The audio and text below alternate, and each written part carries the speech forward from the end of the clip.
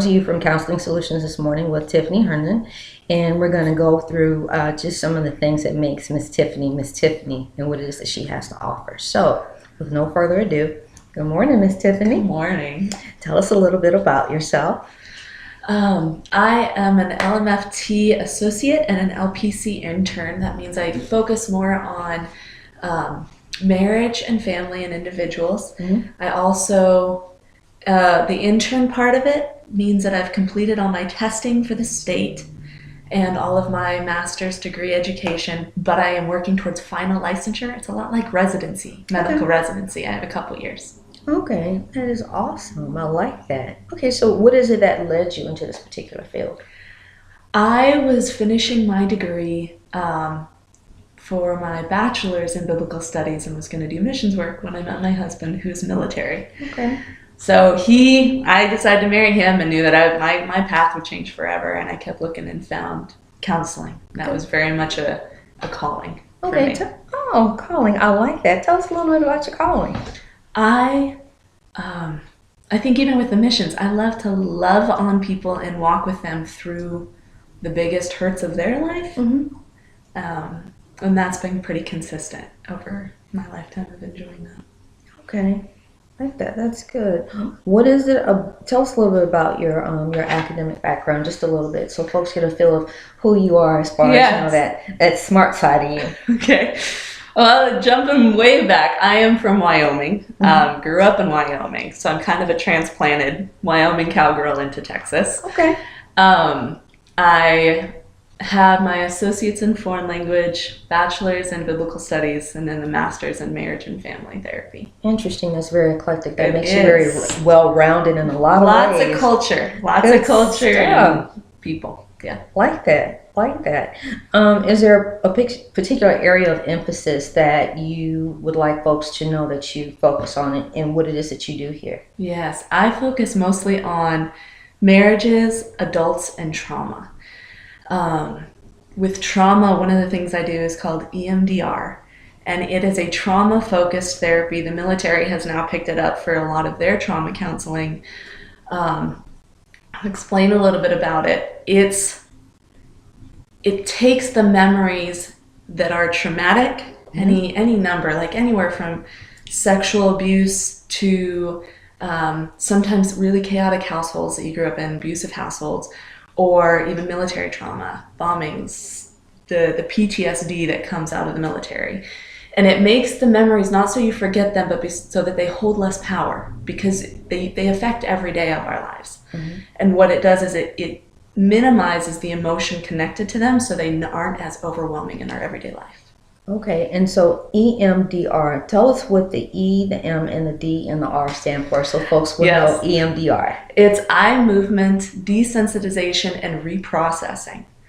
So sometimes when trauma happens in the brain, it gets stuck, and it gets stuck in pieces, similar to the PTSD. Something will trigger, and we don't even know why, but it was something that triggered an event. Okay. So the desensitization takes those triggering events and takes the emotion out of them, the trigger out of them. And the reprocessing allows us to reprocess that memory like it was supposed to have been. When we get overwhelmed, things get stuck and they don't process. Okay. And the reprocessing allows us to process through it and come out of it on the other side. Okay. And just one more time, the E is what now? Eye movement. Okay. And the D and the R?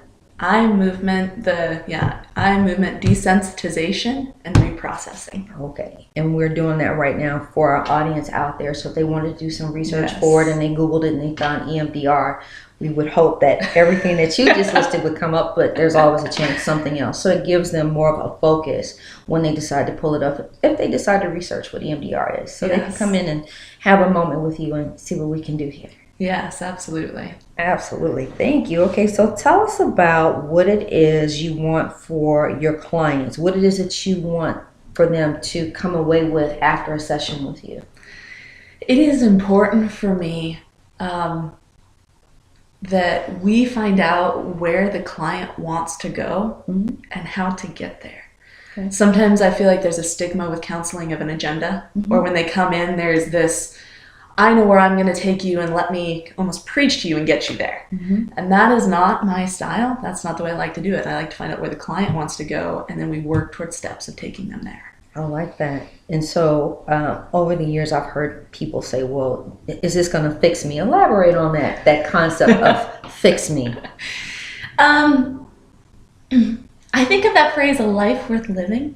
People don't usually come into counseling until you get to a point where you're stuck. And you're like, either I know something's going on that I cannot figure out how to fix because I've tried, or I am just stuck and I'm not even quite sure what needs fixed, but I don't like what's going on.